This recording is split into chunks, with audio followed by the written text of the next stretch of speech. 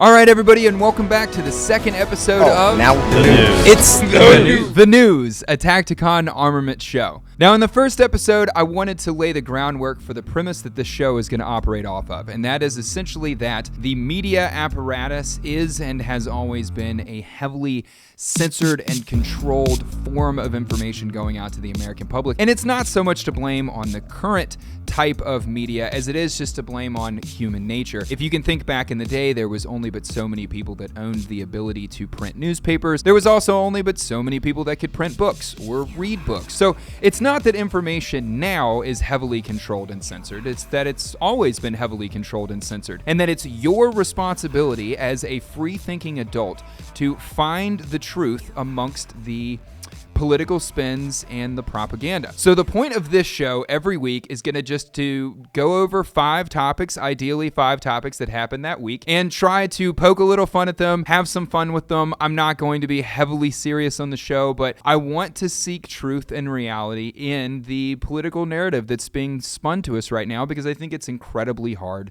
to define what truth is. So starting right off this week, the first topic that we're going to go over, which I have to admit to everyone, I have sat down and scripted out multiple different versions of this episode because I'm trying to keep up with the media cycle right now, and it's totally insane. It's almost impossible to for us to have a significant historic event and then create content talking about that event before there's a whole new historic event. To film these shows and to do all the editing and the scripting and the research and everything that goes into it, it's kind of a 4 or 5 day process to get one show out. And in that amount of time, there's literally 10 other things that have happened in the news. So the first topic we're going to go over this week for the second episode of the news is obviously the presidential debate between ex-president Donald Trump and current Vice President Kamala Harris. Where it gets really interesting is the affidavit that was released by an ABC employee on September 9th before the debate, where he outlined multiple things that he believed would happen during the debate. Some of those key important things would be that Kamala Harris would not be fact-checked live and that Trump would. But Kamala Harris also had a very interesting list of demands at the end of this list that she did not want to be questioned about. Obviously, she didn't want to be questioned about her time as AG in California because immediately upon leaving that office, the federal government overturned 1,000 convictions against primarily black men. That was not a good look for her if she's going to be the warrior of the black people, the black vote, whatever Kamala Harris is today. So obviously they didn't want to talk about her time as AG. There was other topics that they didn't want to talk to her about. But the really interesting one to me, the one that I think is like worth looking at, is that she very specifically said that she didn't want anyone looking into her billionaire brother who had embezzled billions of dollars. The fun part here is that when you start trying to find any information about this, it doesn't exist. I couldn't find anything on the internet except for really connecting some very shady dots through a Wikipedia search to loosely say that he may have been involved in handling or managing money to that kind of tune, but it's just an odd thing that she would say. She would demand as part of the rules for the debate from ABC that the moderators are not allowed to ask a question about something that none of us have heard anything about. She really exposed her dirty laundry there in a pretty significant way, and I'm excited to see more of that stuff come out. But we got to keep it moving. We got 5 topics that we got to hit. Other things that were really noteworthy during the debate, obviously, were the phrasing of questions,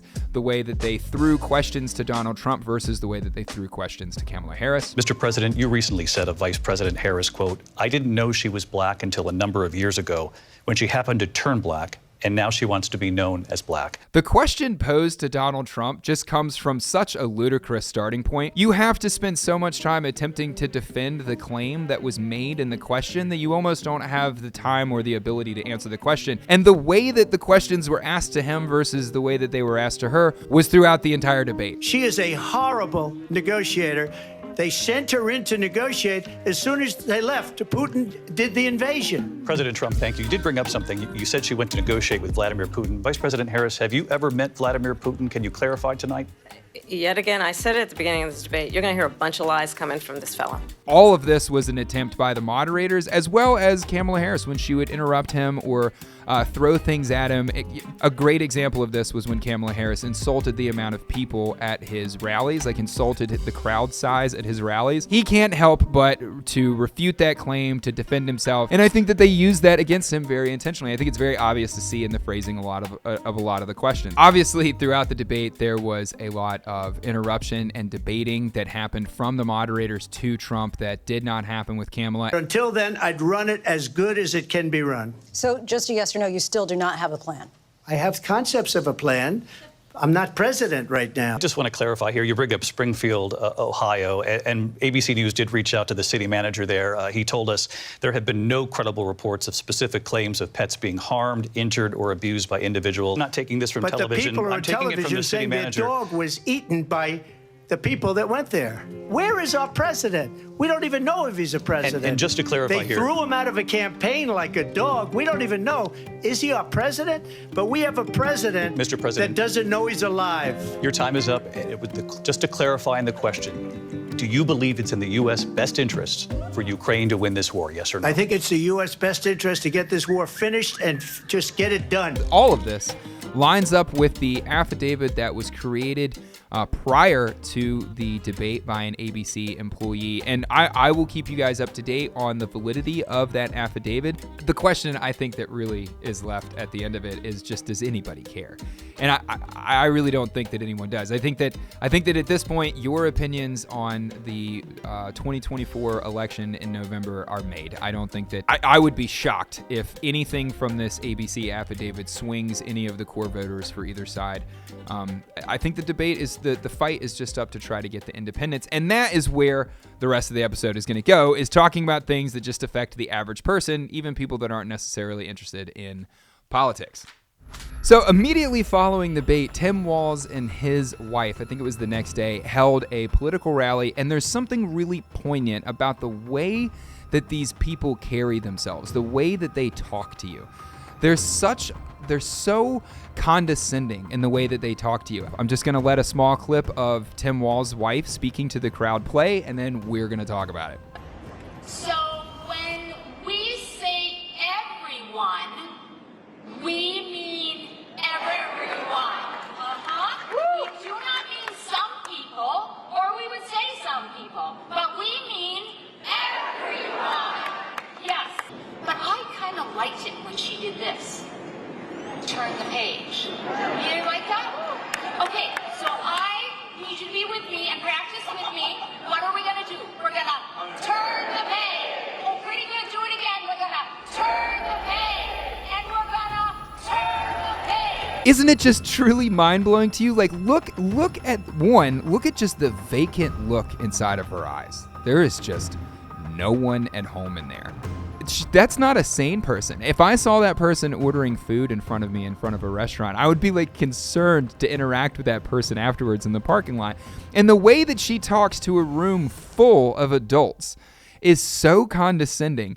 She talks down to everyone in that room and everyone that will see that video. Her entire turn the page, like the way that she says it, everything about it. She has such disdain for the people in that room. She has such disdain for the people that will vote for her husband. I do not understand how anyone allows another human to talk to them that way and then goes out of their way to support that person to make their life financially or their career better or to elect them into politics. Like, why would you want that person making decisions for you when the first interaction with you carries such a heavy level of dislike? Like, that woman talks to that entire group of people as if they're kindergarten students that she's trying to get together to go have a water balloon fight. It's totally ridiculous. My point with Tim Walz and his wife on stage is just, I really wish that people paid more attention when they watch interviews, when they watch political rallies. When you watch these people talk, do they talk to you with just a level of condescension that just tells you what they think about you? There's a multitude of politicians and media personnel and political actors that just talk to the American public like they're retarded. And it's really disappointing. We are better as a society. The average American adult is a smart, functional human being, and we deserve basic level respect from our leadership. And I don't think that I'm asking for too much to say that my leadership should talk to me like I am an adult and that they should give me full, actual, factual information instead of slogans and talking points. Let's have a conversation like we're adults. And that brings us into the second and maybe third attempt on former President Donald Trump's life. So I say maybe third because as I was getting my thoughts together this morning and doing some final research to finally sit down and film this version of this episode, there is a bunch of news reports coming out right now that there was a vehicle with explosives in it found outside of Trump's rally today in Nassau County. And I will say that there is going to be a lot of propaganda all the way around with all of this stuff. I think that it's going to be very hard to determine what's real and what's not real. So I don't know if there's any validity to the truth that there was a vehicle with explosives outside of his rally today. I am filming this on the 18th.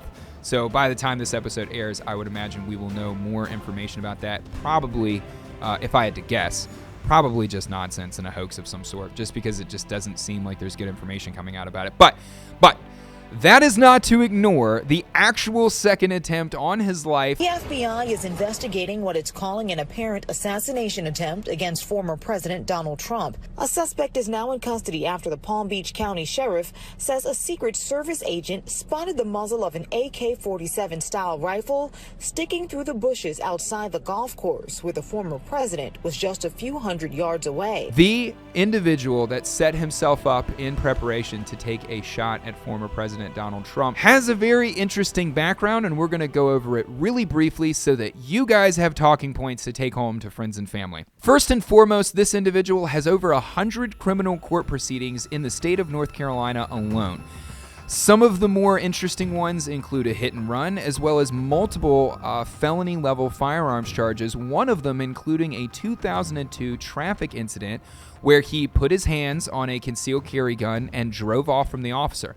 He then barricaded himself in the office of the construction business that he either owned or worked at. I had a really hard time clarifying which or the other. Moral of the story is there was a multi-hour standoff with police where he was armed, and after they were able to talk him out and take him into custody, they found explosives and a machine gun within the building, and he was charged with a weapons of mass destruction charge, which for all of the global war on terror veterans, I guess there really was. An interesting side note in the middle of this story, I was totally unaware that that was a charge that you could get. Also, things that are really worth note with this shooter is that he has traveled to Ukraine multiple times, supposedly on his own dime, to recruit Afghan and Iran fighters to fight for Ukraine against the Russian military. Just a point of note here, that means that he recruited Islamic extremists to fight in Ukraine against the Russians on his own dime as a man who was so mentally unstable and kind of all over the place that he had 100 criminal filings in the state of North Carolina alone. That ignores all of his criminal filings while he has lived in Hawaii. He's not a stable individual, and yet somehow he's able to act as an international recruiter for some of the most dangerous organizations on planet Earth, bringing people into the most active conflict on planet Earth. None of that, absolutely none of that, lines up in a way that makes any kind of good common sense. So just a lot of weirdness coming out about him.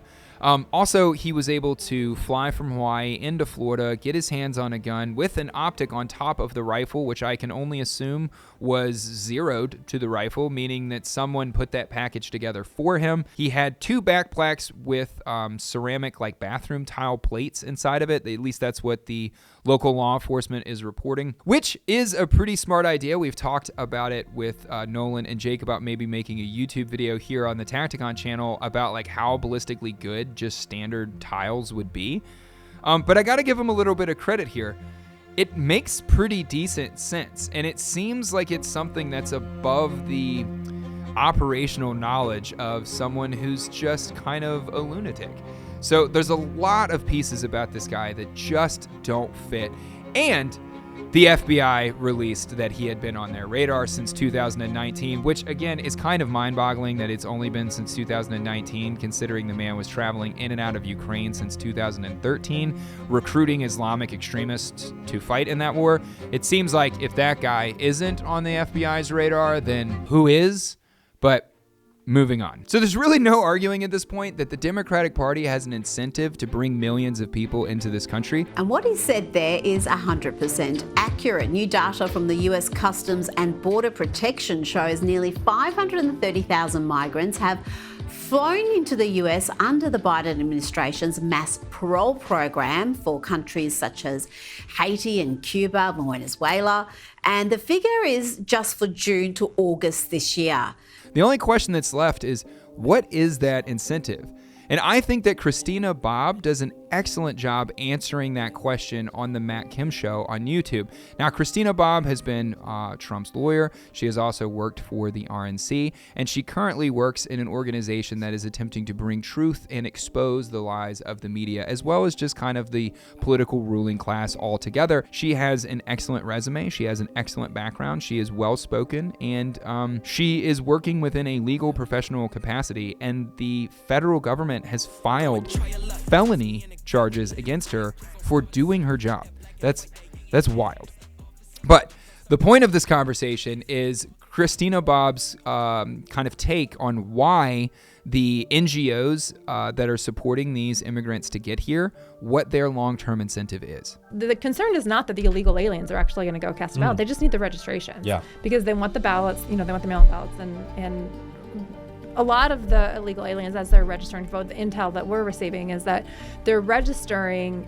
You have to have a residence, right? Like, what county do you live in? You have to have a house to register it, and a lot of them are registering with the NGOs that brought them across the border in all 50 states, and so those ballots don't even necessarily go to the illegal alien they're getting mailed to the NGOs. I have a really hard time just applying common sense to her claim there and saying that isn't true. That makes a lot of sense to me. That seems like a very streamlined way of generating a ton of ballots that are going to go in your direction.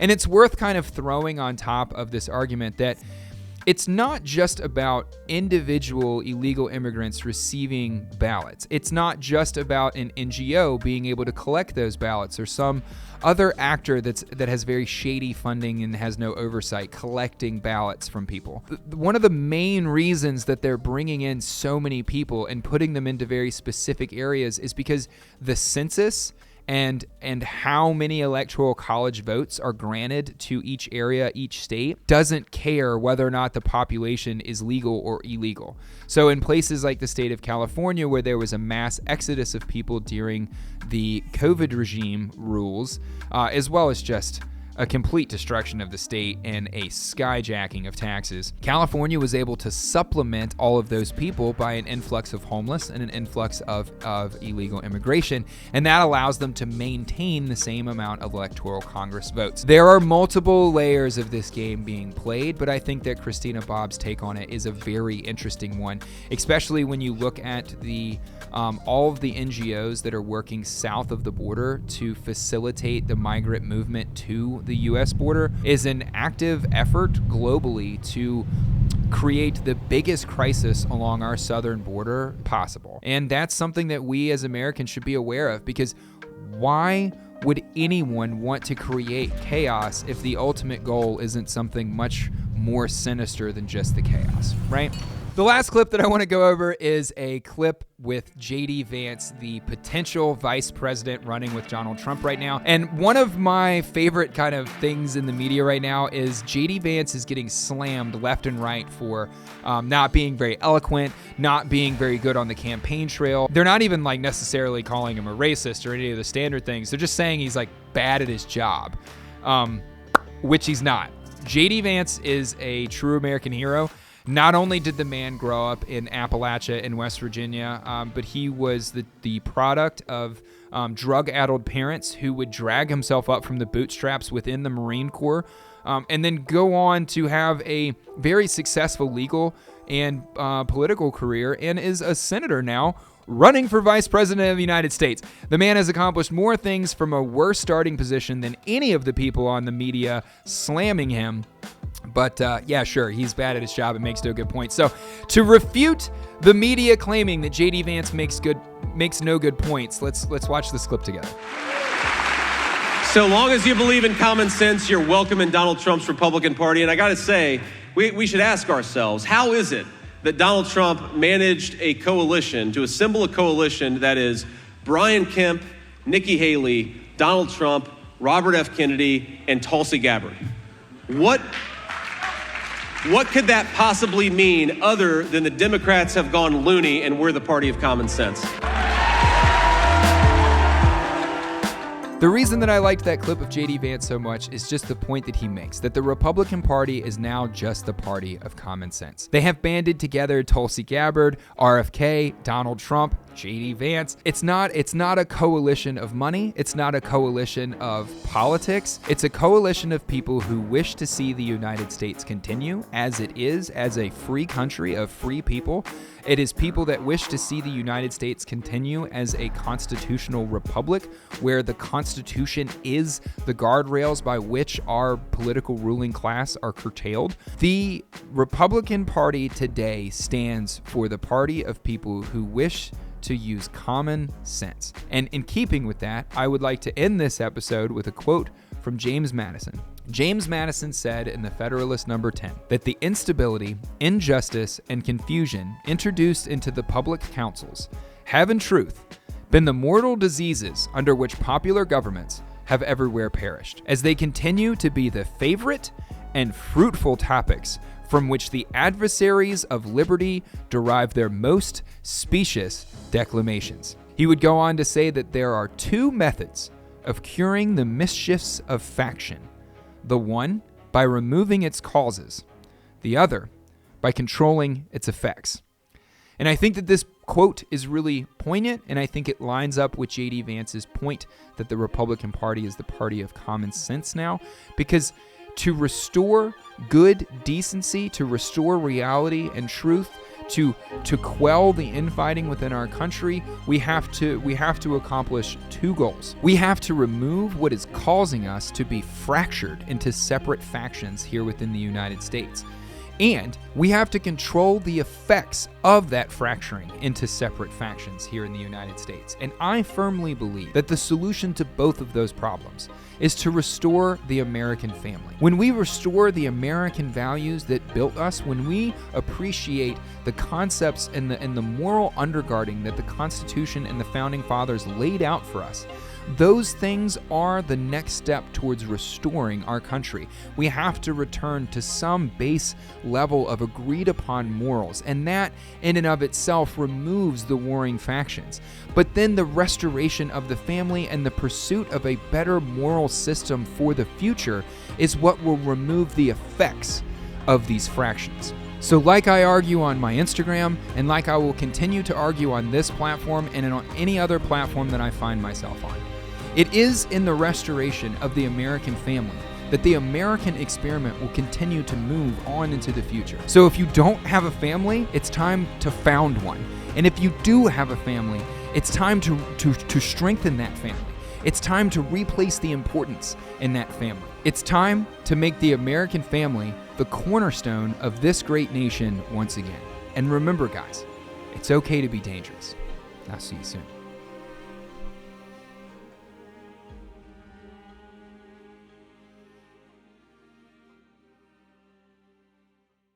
Don't forget, guys, go to TacticonArmament.com. Pick yourself up some tactical gear from Tacticon to support this YouTube channel here. And if you want to support me personally, go to Mad Minute Tacticians.com.